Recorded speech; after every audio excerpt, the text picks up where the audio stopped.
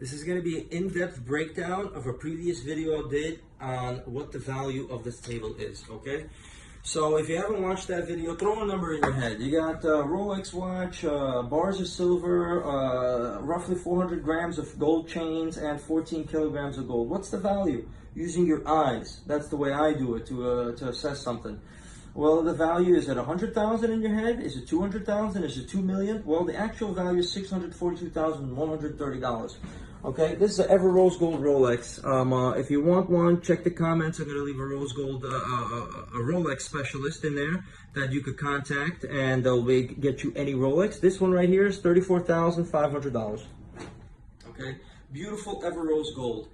Here you've got kilograms of gold. Sometimes they're used for savings. Sometimes they're used for other purposes. This is for production, all right? How does Rolex produce an 18 karat rose gold watch? Well, this is what the grain is for.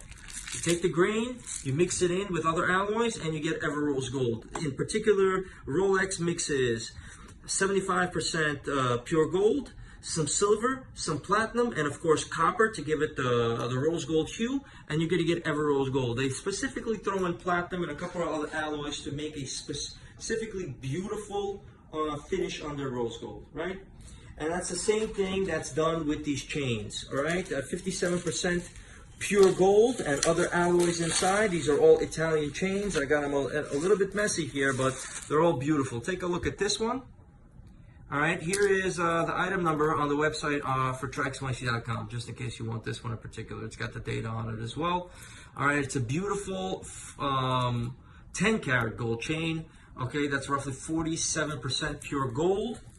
And that is what you could get, of course, on the website. So how does that all work? Well, let's forget about that for a second, and let's talk about these silver bars. 100-ounce bars, $1,500 each, $7,500 in bars here. What does that mean to you? All right. Well, you could get, these are about $42,000 a piece, right? You could get $42,000 worth of silver.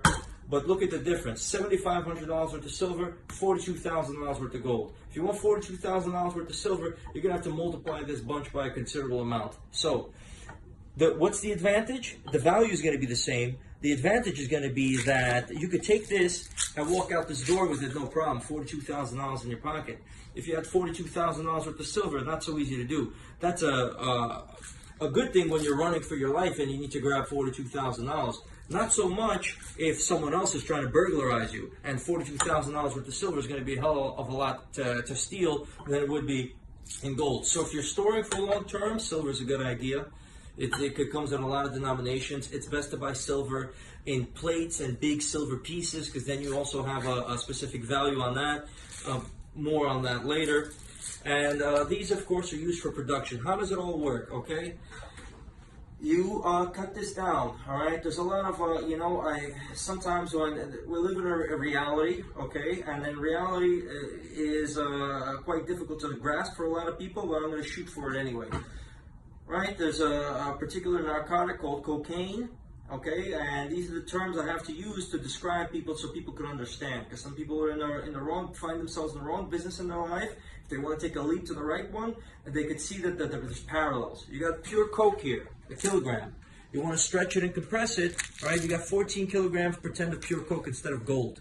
And you want to stretch it and compress it to more, because you don't want to have pure coke out there. It's not worth it. You want to make more money, all right? Or you want to get more volume for your consumer, okay? So this is 24 karat pure coke, and if I have 14 containers of it, 14 kilograms. If I want to compress it to 14 karat, I would mix it in with other alloys, and I would get 25 of these. The value would be exactly the same, but 14 karat gold containers rather than 24 karat gold containers. Instead of 14, you'd have 25. So add 25 in total, and that would be in 14 karat. And the purpose is so you can increase the volume. All right, it's a very strange parallel with an illegal, illicit business, but if somebody in that business wants to change their life around, they can use this information as a bridge to an understanding, right?